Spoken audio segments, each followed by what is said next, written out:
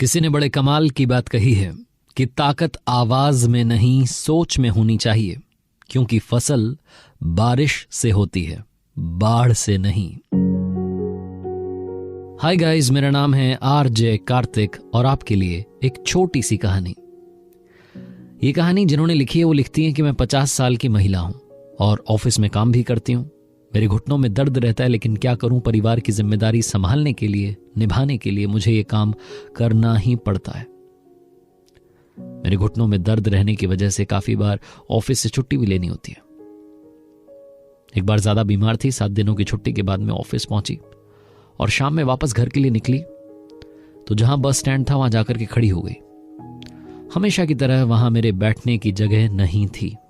मैं इंतजार कर रही थी कि कब बस आएगी। उस दिन भी बस हमेशा की तरह देरी से पहुंची और बस खचाखच भरी थी। जब मैं अंदर पहुंची तो मुझे वहां भी बैठने के लिए जगह नहीं मिली। मुझे लगा कि आधा घंटा एक बार फिर से मेरे लिए दर्द वाला होगा, लेकिन तभी मुझे किसी की आवाज आई, मैडम जी यहां आकर के बैठ जाइए। मैंने पीछे पलट करके देखा तो वहां एक मजदूरन बैठी थी जो अपनी सीट पर से खड़ी हो गई और अपनी सीट मुझे ऑफर कर रही थी। मैं चुपचाप वहां जाकर के बैठ गई। थोड़ी देर के बाद में एक बस स्टॉप आया और मेरे पास में जो बैठे हुए थे वो उठ करके चले गए। मेरे पास वाली सीट खाली हो गई। मेरी रिस्पॉन्सिबिलिटी थी कि वो जो मजदूरन थी उनको बुलाऊं और अपने पास में बैठाऊं। मैंने आवाज दी कि बाई जी यहां करके बैठ जाइए, सीट खाली हो गई। लेकिन वो खुद नहीं आई। उन्होंने एक दूसरी महिला को भेज दिया जिनके हाथ में बच्चा था और जोर जोर से रो रहा था। उस खाली सीट पर वो महिला अपने बच्चे के साथ आकर के बैठ गई। उनका बच्चा अब रोना बंद कर चुका था। 10-15 मिनट के बाद में वो महिला भी उठ करके चली गई। उनका भी स्टॉप आ गया। मैंने फिर से आवाज दी कि बाई जी अब आकर के बैठ जाइए। अब की बार वो जो बाई जी थी उन्होंने एक बुजुर्ग व्यक्ति को वहां भेज दिया। वो आकर के बैठ गए और 5-7 मिनट में उनका भी स्टॉप आ गया। वो भी उठ करके चले गए। बस लगभग खाली होने वाली थी। मेरा भी आखिरी स्टॉप था और लग रहा था कि उन बाई जी का भी आखिरी ही स्टॉप था। मैंने उनसे कहा कि अब तो खाली हो गई, आकर के बैठ जाइए। मेरे पास वाली सीट पर फाइनली वो आकर के बैठ गई। मैंने उनसे कहा कि बाई जी एक बात बताइए, ये सीट 2 नहीं 3 बार खाली हो गई, लेकिन आप आकर के नहीं बैठी, ऐसा क्यों? तो उन्होंने कहा कि आपको मालूम है, आपको मैंने वहां बस स्टैंड पर देखा था। आप स्टॉप पर खड़ी थी और लग रहा था कि आपके पैरों में दर्द है, इसलिए सबसे पहले मैंने अपनी सीट आपको दी।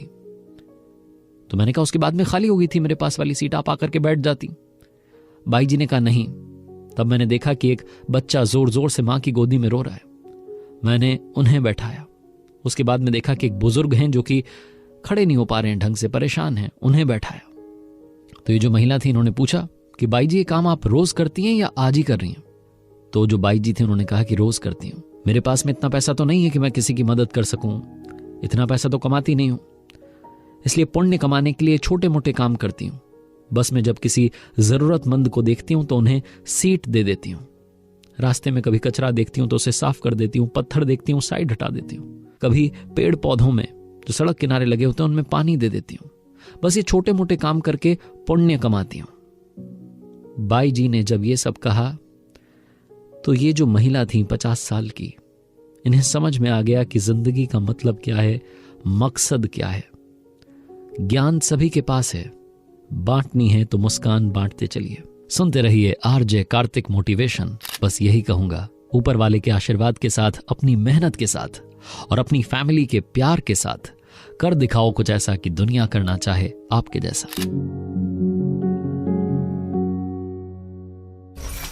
किसी ने बड़े कमाल की बात कही है कि 2 तरह के लोगों से हमेशा सावधान रहना। एक वो जो आप में वो कमी बताएं जो आप में है ही नहीं, और दूसरे वो जो आप में वो खूबी बताएं जो आप में है ही नहीं। हाय गाइस, मेरा नाम है आरजे कार्तिक और आपके लिए एक छोटी सी कहानी। ये कहानी एक विशाल राज्य के राजा की, जिसके संतान नहीं हो रही थी। उम्र हो चली थी। उसके एक भरोसेमंद मंत्री ने कहा कि महाराज एक प्रतियोगिता रखवाइए और उससे नया राजा चुन लीजिए, बरसों से होता है, हम भी कर लेंगे, कोई बड़ी बात नहीं है। राजा ने कहा प्रतियोगिता तो रखवाएंगे, लेकिन किसी को कुछ करना नहीं है, बस मुझसे आकर के एक बार मिलना है। एक साक्षात्कार टाइप का होगा, इंटरव्यू टाइप का होगा, उसके बाद में मैं खुद से डिसाइड करूंगा कि राजा किसे बनाना है। मंत्री ने कहा ठीक है, जो आप कहें। पूरे राज्य में यह घोषणा करवा दी गई कि जिस किसी को भी रुचि है, थोड़ा भी इंटरेस्ट है कि उसे राजा बनना है, वो राजा साहब से आकर के मिल सकता है। इंटरव्यू होंगे, साक्षात्कार की घोषणा थी। गांव गांव में लोगों को मालूम चला एक लड़का था जो खेती करता था, गरीब परिवार से था। अपने माता पिता को जाकर के प्रणाम किया शाम में और कहा कि सुना, राजा के लिए साक्षात्कार हो रहा है, इंटरव्यू के लिए मैं भी जाऊंगा नगर में, राजा से मिलूंगा। उसके मम्मी पापा हंसने लगे कि अरे क्या पागलों जैसी बात कर रहा है, तुझे कौन राजा बनाएगा। उसने कहा नहीं, मेरे मन में है, मुझे एक बार ये करने दीजिए। उसके माँ बाप मान गए। अब समस्या थी कि साक्षात्कार के लिए जाना था, राजा के सामने इंटरव्यू था और उसके पास में पहनने के लिए अच्छे कपड़े नहीं थे। तो उसने पिताजी से कहा कि पिताजी थोड़े बहुत जो पैसे रखे हैं घर में मुझे दो ना, मुझे एक अच्छी सी जैकेट खरीदनी है। माँ बाप उस बच्चे की जिद के आगे झुक गए। उसने एक बढ़िया सी जैकेट खरीदी, फटे पुराने कपड़े थे, शर्ट पैंट, उसके ऊपर उसने वो जैकेट डाल ली और चल पड़ा। थोड़ा बहुत खाना लेकर के चला जा रहा था और मन में सोचते हुए जा रहा था कि राजा साहब क्या क्या पूछ सकते हैं, मुझसे क्या सवाल किए जाएंगे, अगर मैं राजा बन जाऊं तो क्या करूंगा। बहुत सारे सवाल जो हर किसी के मन में होते हैं। उसने देखा कि नगर बसाने वाला था, ऊपर कोटा दिख रहा था। तभी उसे एक भिखारी की आवाज आई कि मेरी मदद कर दे बेटा। सर्दी का मौसम था, सड़क किनारे वो भिखारी ठिठुर रहा था। इसने कहा बाबा बताओ क्या चाहिए। तो जो भिखारी था उसने कहा कि बेटा मुझे कुछ ओढ़ने के लिए दे जा। इसके पास में कुछ भी नहीं था, थोड़ा बहुत भोजन था, वो दे देता, उससे क्या होता, उसको तो ओढ़ने के लिए कुछ चाहिए था, उसे ठंड लग रही थी। इसे समझ नहीं आया क्या करूं। इसके पास में सिर्फ वो जैकेट थी जो इसने बड़ी मुश्किल से पहनी थी, जुगाड़ करके। घर में थोड़ा बहुत पैसा था, वो भी खर्च कर दिया था और इंप्रेशन झाड़ने के लिए लेकर आया था कि पहली मुलाकात में राजा साहब को कम से कम पसंद तो आ जाऊं। लेकिन इसने कुछ नहीं सोचा, चुपचाप वो जैकेट उतारी और भिखारी को ओढ़ा दी। उसके बाद फिर से चल दिया। अब इसके सारे सपने ध्वस्त हो गए थे। इसे लग रहा था कि क्या मतलब निकला, पहली मुलाकात में ही राजा मुझे मना कर देगा। पहुंचा नगर में, सिपाहियों ने बताया कि कहां जाना है। सराय में जाकर के कुछ वक्त के लिए आराम किया। इसका नंबर आया, राजा के कक्ष में पहुंचा और जब राजा के कक्ष में पहुंचा तो दंग रह गया। राजा की कुर्सी पर वही बैठा था जो वहां सड़क किनारे भीख मांग रहा था। इससे बोलते नहीं बना, इसने इशारों में कहा कि आप। राजा ने कहा हां मैं वही हूं जो वहां भिखारी बनकर बैठा था। सबसे पहले तो अपनी जैकेट लो। इस लड़के को इसकी जैकेट लौट आई।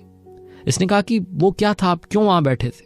तो राजा ने कहा कि अगर मैं तुमसे पहली मुलाकात में राजा बनकर मिलता तो मैं जो कहता वो तुम कर देते। मैं तुमसे पहली ही मुलाकात में भिखारी बनकर मिला और मैंने जो कहा वो तुमने कर दिया। सुनो, तुम आज से इस राज्य के अगले राजा होंगे। लड़के ने कहा ये क्या बात हुई, आपने मुझसे कोई सवाल नहीं किया, आप मुझे राजा बना रहे हैं, ये कौन सा अनाउंसमेंट है। राजा ने कहा मुझे जो जानना था, समझना था, मैंने समझ लिया। अगर तुम किसी जरूरतमंद की मदद कर सकते हो बिना कुछ सोचे, तुम्हारे पास मुझे लगता है कि सिर्फ यही एक जैकेट था जो तुम मुझ पर इंप्रेशन जमाने के लिए पहनकर आए थे। वो एक जैकेट भी तुमने भिखारी को दे दिया, जरूरतमंद को दे दिया, उसकी मदद कर दी इतनी ठंड में। तुम्हारा दिल बहुत बड़ा है, तुम हर किसी का ख्याल रख सकते हो, इसीलिए तुम आज से राजा होंगे। छोटी सी कहानी है लेकिन हम सबको यही सिखाती है। मदद करते चलिए, दुआएं कमाते चलिए, क्योंकि दुआओं में बड़ी ताकत होती है। जिसके पास में दुआएं होती हैं उसका कोई कुछ बिगाड़ नहीं सकता। सुन रहे हैं आप आरजे कार्तिक मोटिवेशन।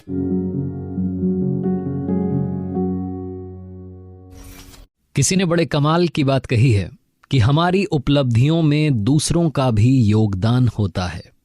समंदर में पानी भले ही अपार हो, मगर सच तो यह है कि वो भी नदियों का उधार होता है।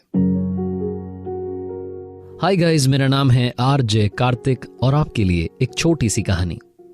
ये कहानी एक राजा की जो एक बार अपने सैनिकों के साथ में शिकार के लिए जंगल में गया था और कब वो शिकार का पीछा करते करते सैनिकों से रास्ता भटक गया उसे मालूम नहीं चला। अब उसे जंगल से बाहर निकलने का रास्ता नहीं मिल रहा था। ऊपर से प्यास लगी थी, गर्मी का दिन था, दोपहरी का वक्त था, परेशान था।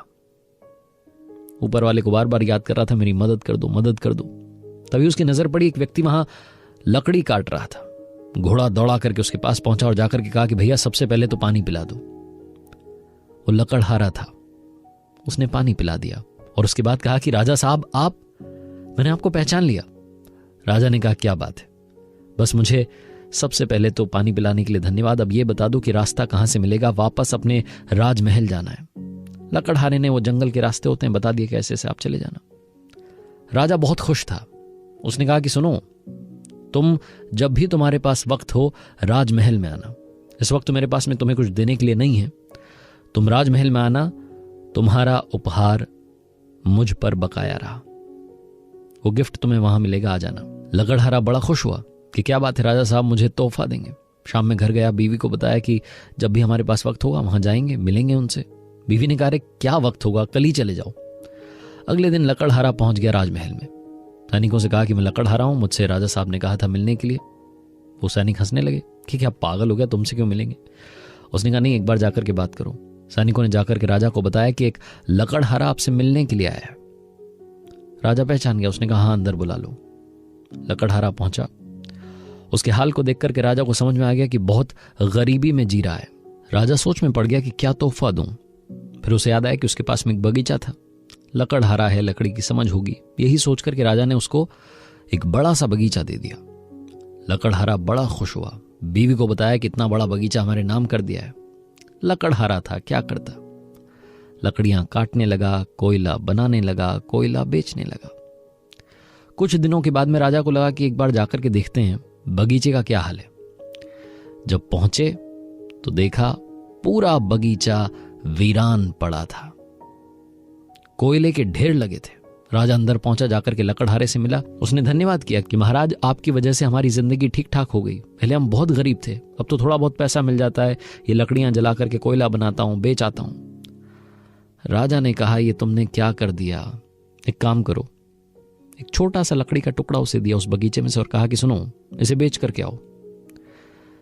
वो बेचने के लिए बाजार में गया लकड़हारा, और वो छोटा सा लकड़ी का टुकड़ा कोयले से कई गुना दाम में बिका। लकड़हारे को तब जाकर के समझ में आया कि इतनी महंगी लकड़ी का पूरा बगीचा राजा ने मेरे नाम कर दिया था। जाकर के राजा के चरणों में गिर गया, माफी मांगने लगा कि माफ करना, आपने मुझे हीरा दिया था, मैं उसे लोहा समझता रहा। छोटी सी कहानी, लकड़हारे, चंदन की लकड़ी, बगीचा राजा की नहीं है, आपकी हमारी है। हम सबको भी ये चंदन की लकड़ी मिली है, बगीचा मिला है। हर एक श्वास, हर एक सांस जो अंदर जा रही है, बाहर आ रही है, ये वो चंदन है जिसे हम ऐसे ही बर्बाद कर रहे हैं, कोयला बना रहे हैं। इसका ध्यान रखिए, अपनी जिंदगी का मकसद ढूंढिए और उस मकसद को पाने के लिए लग जाइए, क्योंकि बड़े भाग्य मानुष तन पावा। बस इतना सा कहना चाहूंगा। सुनते रहिए RJ Kartik motivation.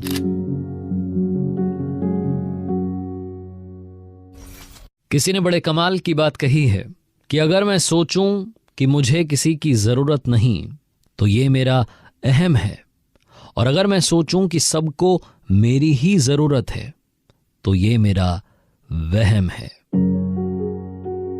Hi guys, मेरा नाम है आरजे कार्तिक और आपके लिए एक छोटी सी कहानी।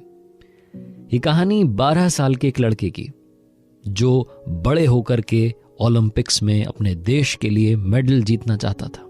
इतना तेज दौड़ता था कि पूरे शहर में सिर्फ और सिर्फ उसी की चर्चा थी, उसी की बात होती थी। उस लड़के का कॉन्फिडेंस इतना ज्यादा था कि उसने कहा कि मेरे लिए एक रेस रखवाई जाए। शहर भर के लोगों को मालूम था कि रेस जब भी होगी लड़का ही जीतेगा। देश के दूसरे 2 अलग अलग शहरों से और तेज दौड़ने वाले उसके जैसे ही 2 रनर्स को बुलाया गया। उसी की उम्र के थे, 12 साल के लड़के थे। पूरे शहर में हल्ला हो गया। रेस को देखने के लिए बहुत लोग आए, और उस रेस के जो चीफ गेस्ट थे वो एक प्रोफेसर थे, उस शहर के सबसे विद्वान व्यक्ति थे। तीनों जो बच्चे थे दौड़ने के लिए तैयार थे, जाकर के उन्होंने उन प्रोफेसर सर के चरण छुए। रेस शुरू हुई और सबको मालूम था कौन जीतेगा। वो 12 साल का उसी शहर का लोकल लड़का जीत गया। उसके नाम का हल्ला होने लगा, लोग जोर जोर से उसका नाम बोलने लगे। लड़का भी खुश था, और इतना खुश था, इतना कॉन्फिडेंट हो गया था, उसने चुनौती दी कि और किसी को दौड़ना है तो आ जाए। 2 और लड़के आए, अब की बार उससे बड़े थे। फिर से रेस शुरू हुई, विसिल बजी और अब की बार भी विनर यही लड़का बना। जबकि वो दोनों लड़के इससे उम्र में बड़े थे, लेकिन तब भी ये सबसे तेज दौड़ा। दौड़ करके वो जो प्रोफेसर सर थे उनके पास गया और जाकर के बोला कि सर देखा, मुझसे बड़े लड़के आ गए तब भी जीत मेरी ही हुई है। प्रोफेसर ने कहा कि ठीक है, अच्छा है, बधाई हो तुम्हें, लेकिन अब एक आखिरी रेस होगी। अब की बार तुम्हें 2 और लोगों के साथ में दौड़ना है। प्रोफेसर सर ने कहा कि वो जो 2 लोग होंगे उन्हें मैं चुनूंगा। उन्होंने 2 लोग चुने। एक दिव्यांग थे जिन्हें कम दिखाई देता था, और दूसरी एक बूढ़ी महिला थी जिनकी उम्र काफी हो चली थी। उन दोनों के साथ में इस लड़के को दौड़ना था। इसका सारा कॉन्फिडेंस गायब हो गया। इसने बोला कि ये कौन सी रेस है? प्रोफेसर साहब ने कहा कि रेस तो यही है, आपको पार्टिसिपेट करना है, क्योंकि आप ही ने कहा कि जो दौड़ना चाहता है आ जाए। ये दोनों आपके साथ दौड़ना चाहते हैं। विसिल बजी, रेस शुरू हुई। लड़के ने दौड़ना शुरू किया, दौड़ करके फिनिशिंग लाइन पर पहुंच गया। लेकिन अब की बार किसी ने भी ताली नहीं बजाई, कोई हल्ला नहीं हुआ, किसी ने इसका नाम नहीं चिल्लाया। दौड़ करके प्रोफेसर साहब के पास गया और जाकर के पूछा कि सर क्या हुआ? अब की बार तो किसी ने मेरा नाम ही नहीं लिया, कोई हल्ला ही नहीं हो रहा है, कोई खुशी नहीं दिख रहा है। प्रोफेसर साहब ने कहा कि देख रहे हो, जो तुम्हारे बाकी 2 साथी थे वो तो अभी तक नहीं पहुंचे और तुमने रेस फिनिश कर ली। एक काम करो ना, अब की बार फिर से दौड़ो और दोनों साथियों को साथ लेकर के दौड़ो। चौथी बार रेस शुरू हुई, विसिल बजी। ये लड़का, इसने एक हाथ से तो दिव्यांग का हाथ पकड़ा, दूसरे हाथ से उन अम्मा का हाथ पकड़ा। उन दोनों को साथ लेकर के लड़का चलने लगा। इसकी जिंदगी की वो अब तक की सबसे स्लो रेस थी। बहुत समय लगा, लेकिन तीनों साथ साथ फिनिशिंग लाइन पर पहुंच गए। जहां उस फिनिशिंग लाइन पर पहुंचे, जोरदार तालियां बजी। हर कोई खुश था, मुस्कुरा रहा था। लड़का दौड़ करके उन प्रोफेसर सर के पास गया और जाकर के बोला कि सर बताइए ना, अब की बार किसके लिए तालियां बज रही हैं, किसके लिए इतने लोग खुश हैं? प्रोफेसर ने कहा कि बेटा, ये तालियां विनर के लिए नहीं बज रही हैं, ये तालियां इस रेस के लिए बज रही हैं जिसे जिंदगी की रेस कहा जाता है।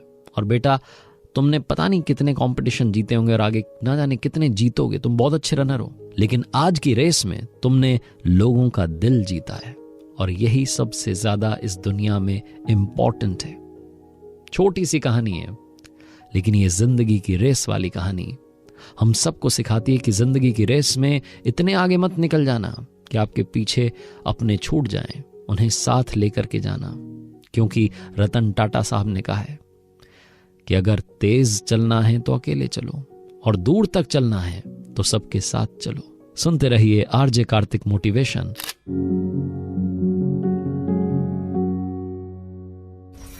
किसी ने बड़े कमाल की बात कही है कि हम सही हो सकते हैं, लेकिन सिर्फ हमारे सही होने से सामने वाला गलत नहीं हो सकता।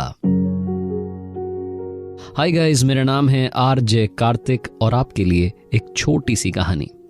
ये कहानी एक बादशाह की, जिसकी आदत थी भेष बदल करके अपने वजीर के साथ में घूमता था राज्य में और पता करता था कि सब कुछ ठीक चल रहा है नहीं चल रहा है, जो नियम उसने बनाए हैं, जो पॉलिसीज बनाई हैं, उनको फॉलो किया जा रहा है कि नहीं किया जा रहा है, लोगों के बीच में कहीं कोई झगड़ा तो नहीं है, किसी बात से नाराज तो नहीं है।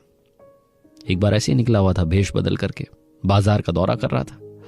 उसने देखा कि बाजार के बीच में एक लाश पड़ी है, एक व्यक्ति मरा हुआ पड़ा है। दौड़ करके उसके पास गया, आवाज दी लोगों को कि आइए इसकी मदद कीजिए, कौन है ये, कहां से आया है? लेकिन कोई भी दुकानदार वहां आया नहीं। बादशाह ने वजीर से पूछा कि क्या चक्कर है? वजीर ने कहा मालूम नहीं, क्यों नहीं आ रहे हैं लोग? बादशाह ने वजीर से कहा कि तुम रुको, यहां पर ध्यान रखना है इसका, मैं बात करके आता हूं। बादशाह गए, जाकर के दुकानदारों से पूछा कि भाई साहब कौन है? कोई भी बोलने के लिए तैयार नहीं था। एक दुकान से दूसरी दुकान, दूसरी से तीसरी। फाइनली एक दुकानदार ने बताया कि अरे भाई साहब, आप कहां चक्कर में पड़े हैं? ये जो मरा हुआ है ना, ये दुनिया का सबसे बुरा आदमी था, ये इसी लायक था, इसको पड़े रहने दो, आप अपना काम करो, अपने घर जाओ। बादशाह जो कि भेष बदल करके वहां पहुंचे थे, उन्होंने कहा कि अरे नहीं, मुझे बताओ ना कौन है ये, चलो कुछ मत बताओ, मुझे बस इसका पता बता दो, इसको कम से कम हम घर तक तो पहुंचा दें। तो उस दुकानदार ने बता दिया कि ये लाश जिसकी थी इसका घर का है। बादशाह और वजीर उस लाश को लेकर के उस व्यक्ति के घर पहुंचे जो पता दुकानदार ने बताया था। दरवाजा खटखटाया। जो मर चुका था उसकी पत्नी ने दरवाजा खोला और जैसे ही दरवाजा खोला अपने पति की लाश से लिपट करके रोने लगी। जोर जोर से रो रही थी। कह रही थी, दुनिया के सबसे नेक इंसान को ऊपर वाले आपने बड़ी जल्दी बुला लिया।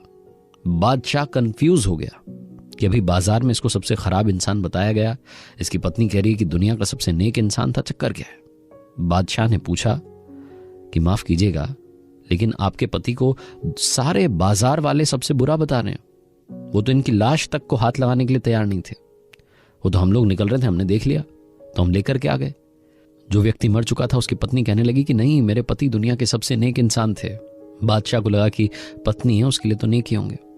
पत्नी बताने लगी कि आपको मालूम है, मेरे पति की सिर्फ 2 आदतें थी जिसकी वजह से जमाना उनको बुरा कहता है। मेरे पति रोजाना शाम में एक नर्तकी के यहां पर जाते थे। लोगों को लगता था कि नर्तकी के यहां पर जाता है बुरा आदमी है। और उसके बाद में शराब खाने में जाते थे, इसीलिए लोग उन्हें बुरा कह रहे हैं, दुनिया का सबसे बुरा इंसान। लेकिन आपको बताती हूं सच्चाई क्या है। मैंने अपने पति को बहुत समझाया कि मत जाओ, आप ये जो कर रहे हो ना, दुनिया आपको बुरा कह रही है। आप जब दुनिया छोड़ करके जाओगे कोई आपकी अर्थी को कंधा देने के लिए नहीं आएगा। लेकिन मेरे पति जाते थे, और पता है क्यों जाते थे? नर्तकी के यहां जाते थे और जाकर के उसे पैसा देते थे और कहते थे कि दरवाजा बंद कर ले, ये लो तुम्हारी आज की कमाई, अब तुम दरवाजा बंद कर लो, किसी को यहां आने की जरूरत नहीं है, अपना ध्यान रखो। उसके बाद शराब खाने जाते थे, शराब खरीद करके लाते थे और नाली में बहा देते थे। वो दुनिया की सारी बुराई को मिटाना चाहते थे। लोगों ने सिर्फ ये देखा कि वो नर्तकी के यहां जाते हैं, शराब खाने जाते हैं, ये नहीं देखा कि वो बुराई मिटाना चाहते थे। इसलिए लोग तो उन्हें बुरा कहते हैं और मैं सच्चाई जानती हूं, इसलिए उन्हें नेक कहती हूं। और आपको मालूम है, वो एक बात और कहते थे, मुझे आज भी याद है। वो कहते थे कि देखना, जब मैं मरूंगा ना, तुम कहती हो ना मेरी अर्थी को कोई कंधा देने के लिए नहीं आएगा, मेरी अर्थी को कंधा देने के लिए उस वक्त का बादशाह और नेक लोग आएंगे। जहां उस महिला ने अपने पति के बारे में बताया, बादशाह चौंक गया।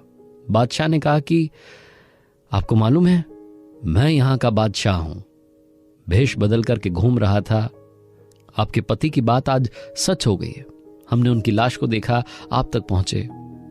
और चिंता मत कीजिए, आपके पति का जनाजा शाही अंदाज से होगा, शाही तरीके से उन्हें अंतिम विदाई दी जाएगी। आप घबराइएगा मत, उनकी अर्थी को मैं कंधा दूंगा। छोटी सी कहानी लेकिन बहुत बड़ा मैसेज देती है। हमें दूसरों को जज करना बंद कर देना चाहिए। जैसा कि मैंने शुरुआत में कहा, आप सही हो सकते हैं, लेकिन सिर्फ आपके सही होने से सामने वाला गलत नहीं हो सकता। अपना समय दूसरों को जज करने में बंद कीजिए और अपने समय का सही इस्तेमाल कीजिए। कर दिखाओ कुछ ऐसा कि दुनिया करना चाहे आपके जैसा।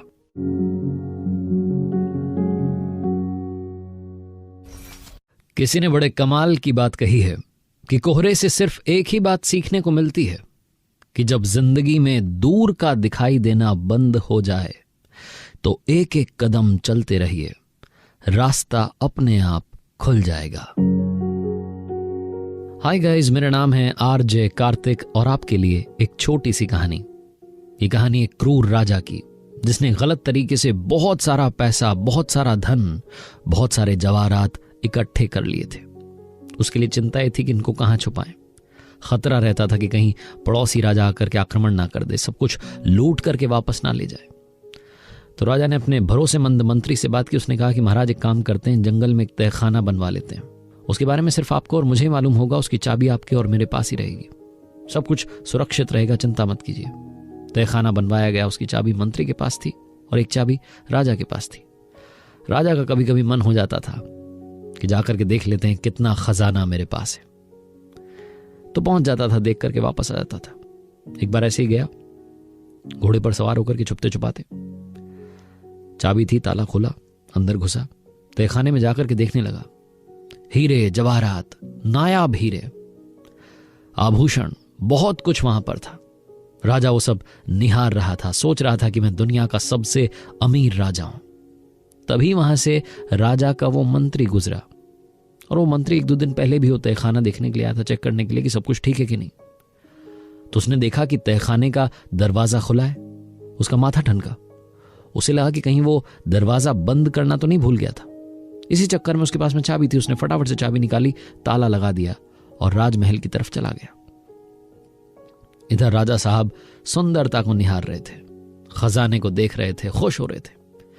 जब पेट भर गया, मन भर गया, तो वहां से जाने लगे और तहखाने के दरवाजे पर पहुंचे तो ये क्या, दरवाजा बंद था, बाहर से ताला लगा था। इनके पास में चाबी थी, लेकिन क्या करते, दरवाजा पीटते रहे। जंगल में सुनसान जगह, किसी ने इनकी आवाज नहीं सुनी। दरवाजा पीटते पीटते थक गए, प्यास लगने लगी, भूख लगने लगी, तो लौट करके उन हीरों के पास आए, जवाहरात के पास आए और आकर के कहने लगे कि दुनिया के नायाब हीरो, तुम मुझे क्या 2 घूंट पानी पिला सकते हो? क्या मुझे एक निवाला खिला सकते हो? मुझे बहुत भूख लगी है, बहुत प्यास लगी है। लेकिन हीरे जवाहरात बात थोड़ी करते हैं। राजा बहुत देर तक बड़बड़ाता रहा, लेकिन कुछ नहीं हुआ। भूख और प्यास के मारे इसकी हालत खराब हो चली थी। इसने काम किया, सारे हीरों को संदूक से निकाल करके, बक्से से निकाल करके जमीन पर एक बिस्तर बना दिया, उस पर लेट गया। भूख प्यास के मारे बेहोशी की हालत में था, कभी भी इसकी मौत हो सकती थी। लेकिन मरने से पहले दुनिया को एक छोटा सा संदेश देना चाहता था, लिखना चाहता था, लेकिन लिखने के लिए कुछ था नहीं। एक पत्थर दिखाई दिया, उससे अपनी उंगली फोड़ ली, उंगली पर दे मारा, उसके बाद में खून बहने लगा। उसी खून से दीवार पर कुछ लिख दिया और मर गया। इधर बड़े दिन हो गए थे, राजा का मंत्री तलाश रहा था राजा साहब को, मिल नहीं रहे थे। तो मंत्री के मन में लालच आ गया कि हो सकता है राजा मर गया हो। एक काम करते हैं, तहखाने में चलते हैं, खजाना घर पर ले चलते हैं। राजा तो चला गया, अब मैं अपना तो खजाना भरूं। इसी सोच के साथ में मंत्री वहां पहुंचा। तहखाने की चाबी उसके पास में थी, ताला खोला, अंदर घुसा और जाकर के देखता है, दंग रह गया। हीरों का बिस्तर बना था जिस पर राजा मरा हुआ पड़ा था और दीवार पर खून से लिखा था कि दुनिया वालों, मेरे पास में नायाब हीरे थे जो मुझे मरते वक्त 2 घूंट पानी और एक निवाला नहीं दे सके। किसी ने बड़े कमाल की बात कही है कि भगवान बोलते हैं कि तू वही करता है जो तू चाहता है, फिर वही होता है जो मैं चाहता हूं, इसीलिए तू वही कर जो मैं चाहता हूं, फिर वही होगा जो तू चाहता है। हाय गाइस, मेरा नाम है आरजे कार्तिक और आपके लिए एक छोटी सी कहानी। ये कहानी भगवान श्री कृष्ण और उनके सखा धनुर्धर अर्जुन की। एक बार भगवान श्री कृष्ण और अर्जुन घूमने के लिए निकले हुए थे, तो उन्होंने देखा कि एक ब्राह्मण देव भिक्षा मांग रहे। उनका हाल देख करके अर्जुन को तरस आ गया। उसने भगवान श्री कृष्ण से कहा कि ये भिक्षा मांग रहे हैं, सही नहीं हो रहा है, इनको घर पर रहना चाहिए, ज्ञान बांटना चाहिए, इनकी जिंदगी कैसे सुधरेगी। तो भगवान ने कहा कि सोचो और सुधार दो। अर्जुन ने उन ब्राह्मण देव को अपने पास बुलाया और कहा कि महाराज, आप ये भिक्षा मांगते हुए अच्छे नहीं लग रहे, एक काम कीजिए ना, मैं आपको सोने के सिक्के देता हूं, आप जाइए और खुशी से अपनी जिंदगी बिताइए। खुश होकर के अर्जुन ने उसके पास में सोने के सिक्के थे, ब्राह्मण देव को दे दिए। वो जो पंडित जी थे चले गए अपने घर, झोपड़ी की तरफ। खुश हो रहे थे कि आज तो कमाल हो गया। अपने बारे में सोच रहे थे, परिवार के बारे में सोच रहे थे कि सब कुछ बदल दूंगा, जिंदगी बदल जाएगी। तभी अचानक से एक लुटेरा आया और उनको लूट करके चला गया। वो जो पोटली थी सोने के सिक्कों की, वो उनसे छीन करके भाग गया। पंडित जी कुछ नहीं कर पाए। घर पहुंचे, जाकर के अपनी पत्नी को बताया कि आज तो किस्मत बदलने वाली थी। धनुर्धर अर्जुन मिले थे, भगवान श्री कृष्ण मिले थे, उन्होंने मेरी मदद की, मुझे सोने के सिक्कों की पोटली दी, लेकिन एक लुटेरा लूट करके भाग गया। कुछ देर के लिए पत्नी भी उदास रही, पंडित जी भी उदास रहे, लेकिन कोई नहीं, जो काम करते थे वही करने लगे। अगले दिन से फिर से भिक्षा मांगने के लिए निकल पड़े। अर्जुन और भगवान श्री कृष्ण एक बार फिर से घूमने के लिए निकले थे। उन्होंने देखा कि यही पंडित जी कल भी दिखे थे, आज भी दिख रहे हैं, आज भी भिक्षा मांग रहे हैं। बुलाया अर्जुन ने पंडित जी को और पूछा कि क्या हुआ महाराज। पंडित जी ने कहा कि क्या बताएं, कल आपने जो सोने के सिक्कों की पोटली दी थी, एक लुटेरा आया और लूट करके चला गया, मैं कुछ नहीं कर पाया। अर्जुन को थोड़ा और तरस आ गया। अर्जुन ने अब की बार एक मोती दिया और कहा कि ये अनमोल मोती है, इससे आपकी जिंदगी पलट जाएगी, बदल जाएगी, ले जाइए। पंडित जी बड़े खुश हुए, खुशी खुशी फिर से अपनी झोपड़ी की तरफ चल दिए। जब झोपड़ी में पहुंचे तो देखा पत्नी नहीं थी, वो पानी भरने के लिए गई हुई थी नदी किनारे। पंडित जी सोच रहे थे क्या करूं, कहां छुपाऊं इसको, अब की बार फिर से कोई लूट करके ना ले जाए। तो एक पुराना घड़ा था, उसमें जाकर के उस मोती को छुपा दिया और पंडित जी आराम करने लगे। इस बीच में उनका दुर्भाग्य देखिए कि पंडिताइन जो गई हुई थी नदी किनारे पानी भरने के लिए, उनके हाथ से घड़ा छूट गया, नया का नया घड़ा फूट गया। लौट करके घर में आई, झोपड़ी में देखा एक पुराना घड़ा रखा था, अब पानी तो चाहिए। वो पुराना घड़ा उठा करके ले गई, नदी में जैसे ही डुबोया वैसे ही वो मोती खिसक करके नदी में गिर गया। उनको पता नहीं था। वो पानी भर के वापस आई और देखा पंडित जी गुस्से में थे, उदास थे, कह रहे थे क्या कर दिया? उस पुराने घड़े में मैंने मोती छुपाया था। पंडित जी की पत्नी ने कहा कि माफ करना, मुझे पता नहीं था। अगले दिन फिर से वही काम करने लगे, भिक्षा मांगने जाने लगे। एक बार फिर से भगवान श्री कृष्ण और उनके सखा अर्जुन घूमने के लिए निकले। अर्जुन ने देखा कि वही पंडित जी फिर से भिक्षा मांग रहे। बुलाया और पूछा। पंडित जी ने अपनी कहानी सुना दी, अपना दुख सुना दिया। अर्जुन ने अपनी बार भगवान से कहा कि आप ही मदद कीजिए, आप ही कुछ कीजिए, मेरी मदद से इनका कुछ हो नहीं पा रहा है। भगवान श्री कृष्ण ने अपनी जेब में से निकाल करके 2 सिक्के दे दिए, 2 पैसे, और कहा पंडित जी काम कीजिएगा, वापस जाइए अपनी झोपड़ी की तरफ, अब आगे घर घर जाकर के भिक्षा मत मांगिएगा। पंडित जी क्या करते, भगवान है, आदेश था, मानना पड़ा।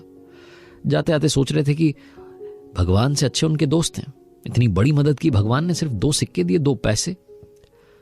पंडित जी अपनी झोपड़ी की तरफ जा ही रहे थे कि रास्ते में एक मछुआरा दिखा जो जाल में एक मछली डाल करके ला रहा था। पंडित जी को उस मछली की हालत पर दया आ गई। पंडित जी चाहते थे वो आजाद हो जाए। उन्होंने सोचा कि 2 पैसे हैं, इनका क्या करूंगा। मछुआरे को दिए और कहा कि सुनो, ये मछली मुझे दो।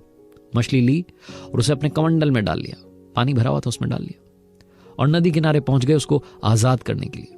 जैसे ही उस मछली को नदी में छोड़ने वाले थे, पंडित जी ने कमंडल में देखा तो वहां मोती था। ये वो मोती था जो घड़े में से खिसक करके नदी में चला गया था। मछली ने निगल लिया था, मछली पंडित जी के पास आ गई थी।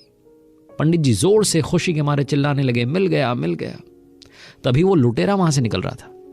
लुटेरे ने देखा कि पंडित जी ने शायद पहचान लिया। लुटेरा जाकर के पंडित जी के चरणों में गिर गया, माफी मांगने लगा कि महाराज माफ करना, ये लीजिए आपके सोने के सिक्कों की पोटली, किसी से कुछ मत कहना, मुझे सजा मत दिलवाना। लुटेरा ये बोल करके चला गया। अर्जुन और भगवान श्री कृष्ण ये सब देख रहे थे। अर्जुन ने कहा भगवान ये क्या हो गया? पंडित जी के पास में मोती वापस आ गया, सोने के सिक्के वापस आ गए, ये कौन सा चमत्कार है? भगवान श्री कृष्ण ने कहा कि सुनो, ये चमत्कार मदद का चमत्कार है, ये चमत्कार सबके बारे में सोचने का चमत्कार है। पंडित को जब तुमने सोने के सिक्के दिए वो अपने बारे में सोच रहा था, मोती दिया अपने बारे में सोच रहा था, लेकिन जहां मैंने उसे 2 सिक्के दिए, 2 पैसे दिए, उसने मछली के बारे में सोचा, मछली की जान बचाने के बारे में सोचा, और सारा कमाल उस सोच की वजह से हुआ है। छोटी सी कहानी हमें सिखाती है, मुस्कान बांटते चलिए, दुआएं कमाते चलिए, दुआओं में बहुत ताकत होती है। अच्छे काम कीजिए, अच्छा रिजल्ट आपको मिल करके रहेगा, और हमेशा सबके बारे में सोचिए। आपके साथ मैं हूं आरजे कार्तिक, आप सुन रहे हैं RJ Kartik motivation.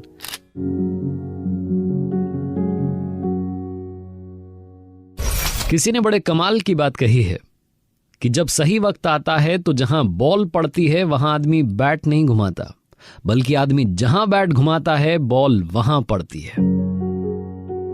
Hi guys, मेरा नाम है आरजे कार्तिक और आपके लिए एक छोटी सी कहानी। ये कहानी एक प्रोफेसर की, जिनको ह्यूमन बिहेवियर पर रिसर्च करने के लिए जाना गया, जिनकी आदत थी कुछ ना कुछ आदमी के व्यवहार के बारे में जानना चाहते थे, कोशिश करते थे कि कोई ना कोई सर्वे करें, कोई ना कोई रिसर्च करें, कोई ना कोई स्टडी करें और दुनिया को एक अलग बात बताएं। उन्होंने एक बार अपनी क्लास में एक छोटा सा एक्सपेरिमेंट किया। क्लास में जितने बच्चे बैठे थे छोटे छोटे, उन सभी को एक एक कैंडी दी गई, सबको कैंडी दी गई, और सर जब गए सबके सामने तो उन्होंने कहा कि बेटा सबके लिए कैंडी है, लेकिन अभी आपको नहीं खानी। ये प्रोफेसर बोलने लगे कि मैं क्लास से बाहर जा रहा हूं, 10 मिनट के बाद में वापस आऊंगा, जब वापस आ जाऊंगा तब आप अपनी अपनी कैंडी उठा करके खा लेना, और चिंता मत करो, ये आप सभी की है, यानी कि आपके पास ही रहेगी, हम वापस नहीं लेंगे, आपको ही दी जा रही है, चिंता मत करना, आपकी अपनी है, 10 मिनट का टाइम आपको दे रहा हूं, उसके बाद में खा लेना। ये बोलकर के चुपचाप ये प्रोफेसर क्लास से बाहर आ गए। क्लास में कोई नहीं था, कोई टीचर नहीं, बच्चे फ्री थे। 10 मिनट बीत गए, प्रोफेसर वापस आ गए, और जब अंदर आए तो देखा कि सारे बच्चों में से सिर्फ और सिर्फ 7 बच्चे ऐसे थे जिन्होंने कि अपनी कैंडी नहीं खाई थी। बाकी सब ने, किसी ने 4 मिनट, 5 मिनट, 6 मिनट, 7 मिनट, वो 10 मिनट इंतजार ही नहीं किया। बाकी सब ने अपनी अपनी कैंडी निपटा दी थी। प्रोफेसर ने वो जो 7 बच्चे थे जिन्होंने की नहीं खाई थी, 10 मिनट तक रुके थे, उन सभी के नाम लिखे, उन सभी के एड्रेसेस नोट किए अलग से डायरी में। उन पर रिसर्च करना चाहते थे, स्टडी करना चाहते थे। साल बीत गए। काफी सालों के बाद में ये प्रोफेसर उन 7 के घर पर गए। वो एड्रेसेस थे, उन पर गए, जाकर के पता किया कि वो 7 के 7 जिंदगी में कर क्या रहे।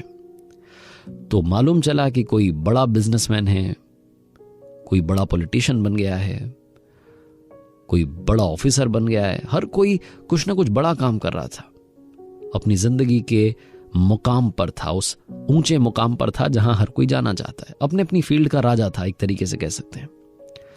प्रोफेसर फिर से गए स्कूल में, जाकर के पुराने उन बच्चों का डेटा निकाला जो कि उस क्लास में थे। उन 7 के अलावा जो बाकी बच्चे थे उनके घर पर भी गए और वहां जाकर के देखा कि वो बाकी बच्चे मीडियोकर लाइफ जी रहे थे। बड़े तो हो गए थे लेकिन काम वही मामूली सा कर रहे थे। उस ऊंचाई पर नहीं पहुंच पाए थे जिस ऊंचाई पर वो 7 बच्चे थे। प्रोफेसर ने अपनी उस छोटी सी स्टडी से दुनिया को बस ये बताया कि पेशेंस कितना जरूरी है। सिर्फ 10 मिनट इंसान वेट नहीं कर सकता तो वो सक्सेसफुल नहीं बन सकता। ये छोटी सी इस स्टडी का रिजल्ट था। प्रोफेसर का नाम है वॉल्टर और ये जो एक्सपेरिमेंट किया इसका नाम था मार्शमेलो थ्योरी। मार्शमेलो थ्योरी नाम से इस एक्सपेरिमेंट को जाना गया। मार्शमेलो इसलिए क्योंकि जो कैंडी थी वो मार्शमेलो थी।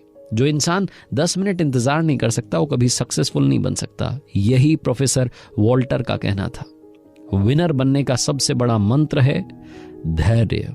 जिसने सब्र रखा उसने दुनिया को जीत लिया।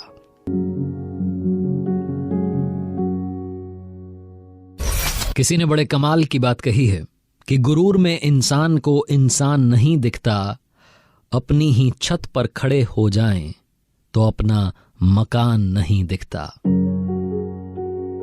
हाय गाइस, मेरा नाम है आरजे कार्तिक और आपके लिए एक छोटी सी कहानी। ये कहानी एक जंगल की। शाम का समय था, वहां का मौसम कुछ बदला हुआ था। काली घटाएं छाई हुई थी, डरावना मौसम था। आंधी तूफान आ रखा था और साथ में बिजलियां चमक रही थीं। तभी एक बिजली चमकी और बिजली गिरी जंगल में। बिजली के गिरने की वजह से जंगल में आग लग गई।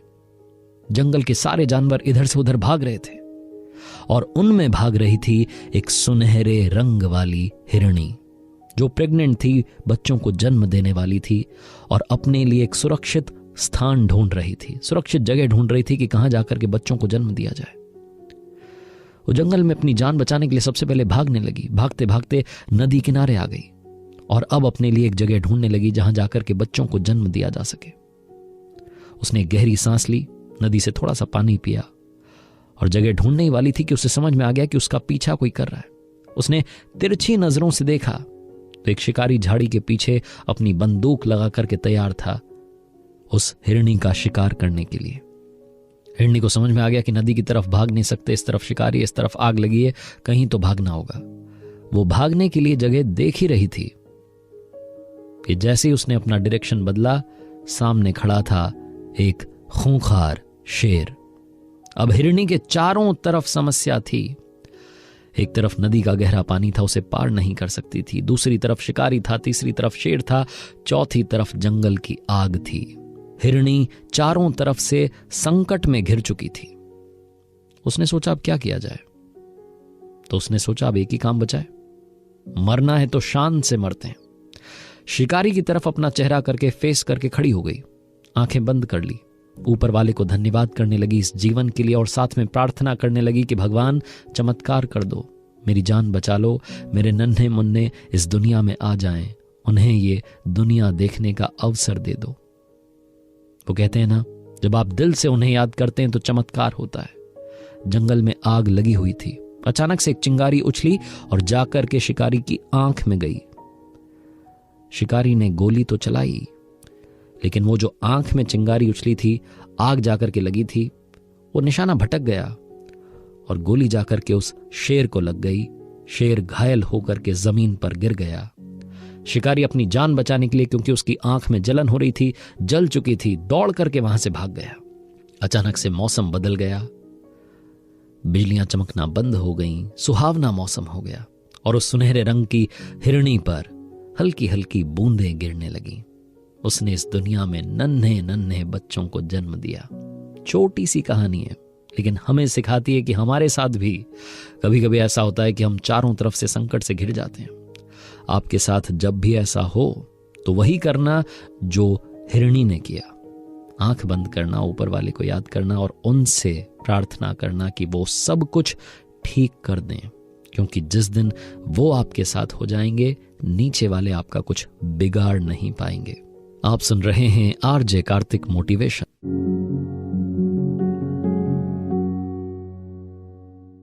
किसी ने बड़े कमाल की बात कही है कि जब हमारी गलती होती है तो हमसे अच्छा कोई वकील नहीं, और जब दूसरे की गलती होती है तो हमसे बड़ा कोई जज नहीं। हाय गाइस, मेरा नाम है आरजे कार्तिक और आपके लिए एक छोटी सी कहानी। ये कहानी एक कपल की, जिनके बीच में प्यार बढ़ा और दोनों ने शादी का फैसला किया। घर वाले नहीं माने, बहुत समझाया तब जाकर की बात बनी और फाइनली इनकी शादी हो गई। सब कुछ ठीक था, सब कुछ अच्छा चल रहा था, लेकिन संकट तब आया जब ये माँ बाप नहीं बन पा रहे थे। साल पर साल बीत रहे थे, बहुत जगह दिखाया, बहुत चेकअप करवाया, बात नहीं बन रही थी। अचानक से ऊपर वाले की कृपा बरसी और 12 साल के बाद में इनके घर में किलकारी गूंजी। इतने लंबे इंतजार के बाद में जब घर में किलकारी गूंजी, नया मेहमान आया, तो पति पत्नी दोनों ही बड़े खुश थे। एक पल के लिए भी उस बच्चे से दूर नहीं जाते थे। पति को ऑफिस जाना होता था, वहां से वीडियो कॉल करता था, बार बार बच्चे को देखता था। बच्चा बड़ा हो रहा था। एक दिन एक छोटी सी घटना हुई जिसने इनकी जिंदगी में सब कुछ बदल दिया। उन दिनों पति बीमार चल रहा था, दवाई ले रहा था। ऑफिस जाने के लिए रवाना हुआ, ब्रेकफास्ट किया, उसके बाद में दवाई ली। जो दवाई की बोतल थी उसे टेबल पर छोड़ करके गेट तक पहुंच गया और वहीं से आवाज लगा करके बोला कि सुनो, इस बोतल को अलमीरा में रख देना, मैं इसका ढक्कन लगाना भूल गया हूं, ढक्कन लगा देना। ये बोल करके जल्दी में था, लेट हो रहा था, चला गया। पत्नी किचन में थी, उसने किचन में से जवाब दे दिया था, हाँ हाँ तुम चिंता मत करो, चले जाओ। इधर बच्चा जो कि अब चलने लगा था, चीजों को थोड़ा समझने लगा था, वो कमरे में से कब निकल करके आया, उस टेबल के पास पहुंचा जहां वो बोतल रखी थी जिसका ढक्कन खुला था, जो पति की दवाई थी, बड़ों की दवाई। छोटे बच्चों को नई चीजें अट्रैक्ट करती हैं। उसने वो बोतल उठाई और दवाई पी ली। थोड़ी देर में बच्चा बेहोश होकर के जमीन पर गिर गया।